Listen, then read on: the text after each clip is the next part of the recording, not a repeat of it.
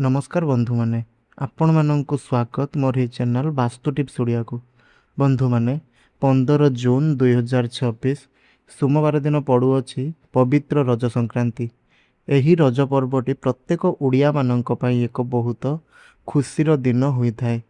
तेबे बंधु माने जानि रखंतु जे एही भली पवित्र दिन गुड़िकर करा जाइतिबा उपाय गुड़िक सबुठारु अधिक फल प्रदान करिथाय।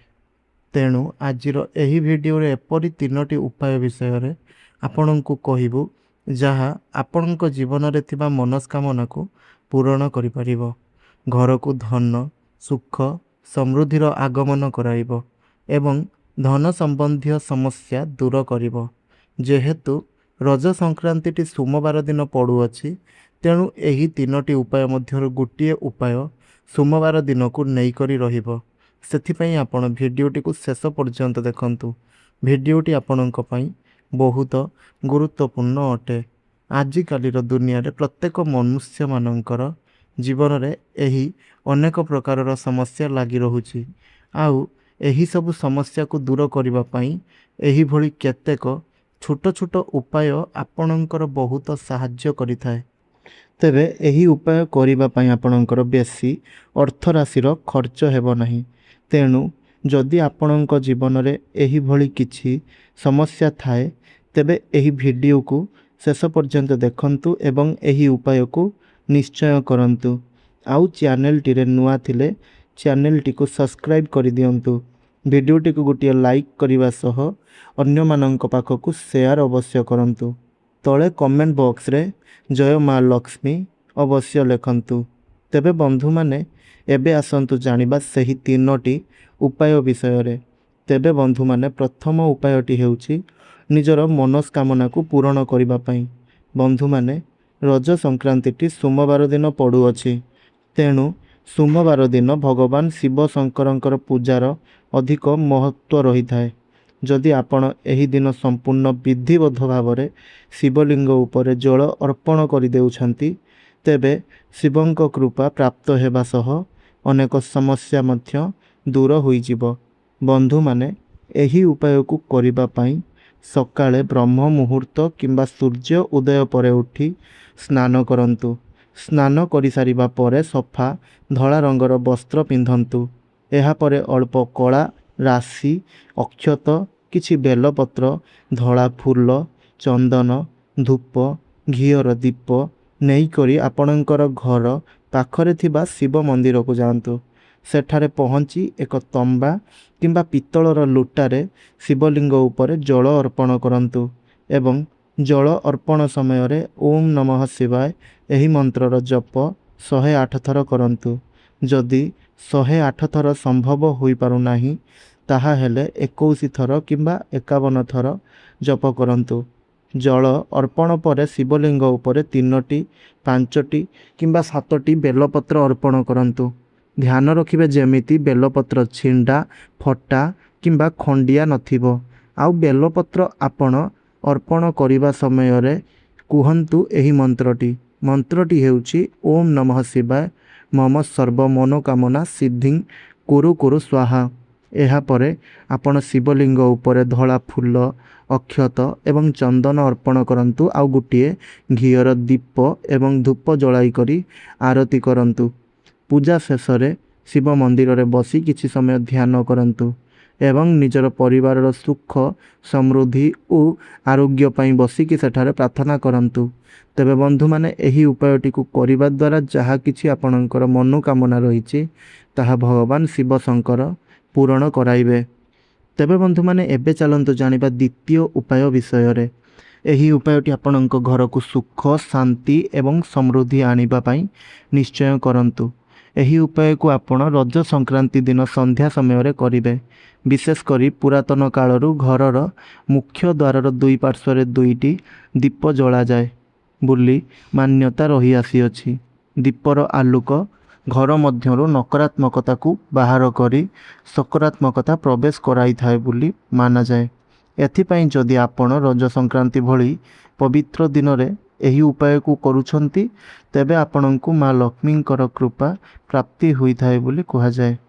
तेबे ବନ୍ଧୁମାନେ ଏହି ଉପାୟକୁ କରିବା ପାଇଁ ପ୍ରଥମେ ରଜ ସଂକ୍ରାନ୍ତି ଦିନ ସନ୍ଧ୍ୟା ସମୟରେ ସୂର୍ଯ୍ୟ ଅସ୍ତ ହେବାର ପ୍ରାୟ 15ରୁ 20 ମିନିଟ୍ ପରେ ନିଜ ଘରର ମୁଖ୍ୟ ଦ୍ୱାରର ଦୁଇଟି ପାର୍ଶ୍ୱକୁ ଭଲ ଭାବରେ ସଫା କରନ୍ତୁ। ଏହାପରେ ଏକ ପାତ୍ରରେ ଅଳ୍ପ ପାଣି ଆଣିକରି ସେଥିରେ ଅଳ୍ପ ହଳଦୀ ମିଶାଇ କରି ସେହି ହଳଦୀ ମିଶ୍ରିତ ପାଣିକୁ ନିଜ ଘରର ମୁଖ୍ୟ ଦ୍ୱାରରେ ଛିଞ୍ଚି କରି ଘରର ମୁଖ୍ୟ ଦ୍ୱାରକୁ ପବିତ୍ର କରନ୍ତୁ। ଏହାପରେ ଘରର ମୁଖ୍ୟ ଦ୍ୱାରରେ ଝୋଟି କିମ୍ବା ରଙ୍ଗୋଲି ଅଙ୍କନ କରନ୍ତୁ, କାରଣ ଏହା ମା ଲକ୍ଷ୍ମୀଙ୍କୁ ଆମନ୍ତ୍ରଣ କରିବାର ପ୍ରତୀକ ବୋଲି ମାନାଯାଏ। ଏହାପରେ ଦୁଇଟି ଦୀପ ନିଅନ୍ତୁ, ସେଥିରେ ଶୁଦ୍ଧ ଘିଅ ଏବଂ ତୁଳାର ବଳିତା ଦେଇକରି ଦୁଇଟି ଦୀପକୁ ଦୁଇ ପାର୍ଶ୍ୱରେ ରଖନ୍ତୁ। ଏହାପରେ ଦୀପକୁ ଜଳାନ୍ତୁ ଏବଂ ଦୀପକୁ ଜଳାଇବା ସମୟରେ ମା ଲକ୍ଷ୍ମୀଙ୍କୁ ସ୍ମରଣ କରନ୍ତୁ ଆଉ ଏହି ମନ୍ତ୍ରର ଜପ 11 ଥର କରନ୍ତୁ। ମନ୍ତ୍ରଟି ହେଉଛି ଓಂ ଶ୍ରୀଂ ମହାଲକ୍ଷ୍ମୀ ନମଃ।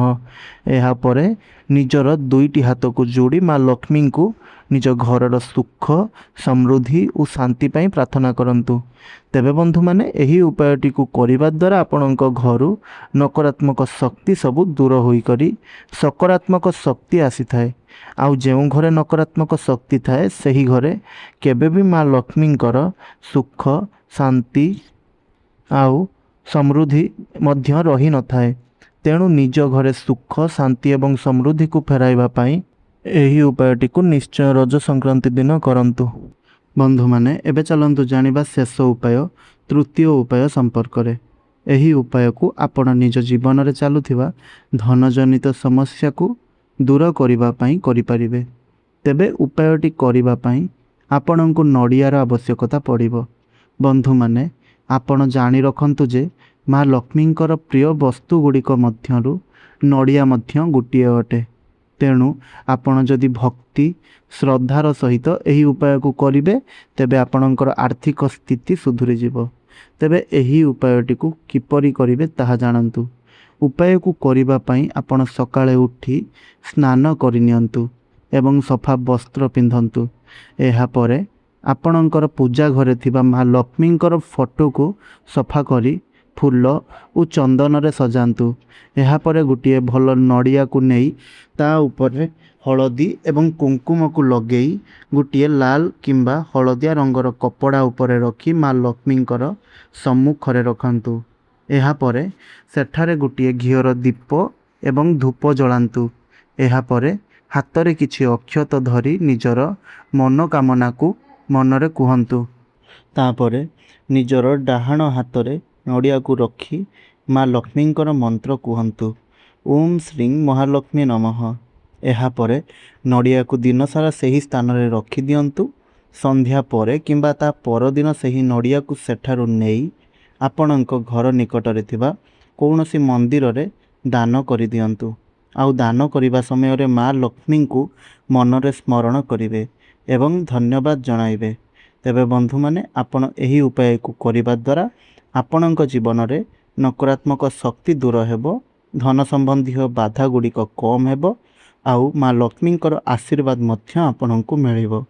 ତେବେ ବନ୍ଧୁମାନେ, ଏହା ସେହି 3ଟି ଶକ୍ତିଶାଳୀ ଆଉ ବହୁତ ସରଳ ଉପାୟ ଥିଲା। ଆପଣମାନେ ଏହି ସବୁ ଉପାୟକୁ କିପରି କରିବେ ତାହା ମୁଁ ଆପଣମାନଙ୍କୁ ବହୁତ ଭଲ ଭାବରେ ବୁଝାଇକି କହିଲି। ଆଶା କରୁଛି ଭିଡ଼ିଓଟି ନିଶ୍ଚୟ ଭଲ ଲାଗିଥିବ। ଯଦି ଭଲ ଲାଗିଛି ତାହେଲେ ଭିଡ଼ିଓକୁ ଲାଇକ୍ କରନ୍ତୁ, ଯାହାଦ୍ୱାରା ଆମକୁ ଆହୁରି ଏହିଭଳି ଭଲ ଭଲ ଭିଡ଼ିଓ ବନାଇବା ପାଇଁ ସାହସ ଏବଂ ଇଚ୍ଛା ଶକ୍ତି ବଢ଼ିବ। ଏହା ସହିତ ଆମର ଏହି ଚ୍ୟାନେଲକୁ ସବସ୍କ୍ରାଇବ୍ କରି ଆମକୁ ସପୋର୍ଟ କରନ୍ତୁ। ଆଉ ଭିଡ଼ିଓଟିକୁ ଅନ୍ୟମାନଙ୍କ ସହ ସେୟାର କରି କମେଣ୍ଟ ବକ୍ସରେ ଜୟ ମା ଲକ୍ଷ୍ମୀ ଅବଶ୍ୟ ଲେଖନ୍ତୁ। ଧନ୍ୟବାଦ।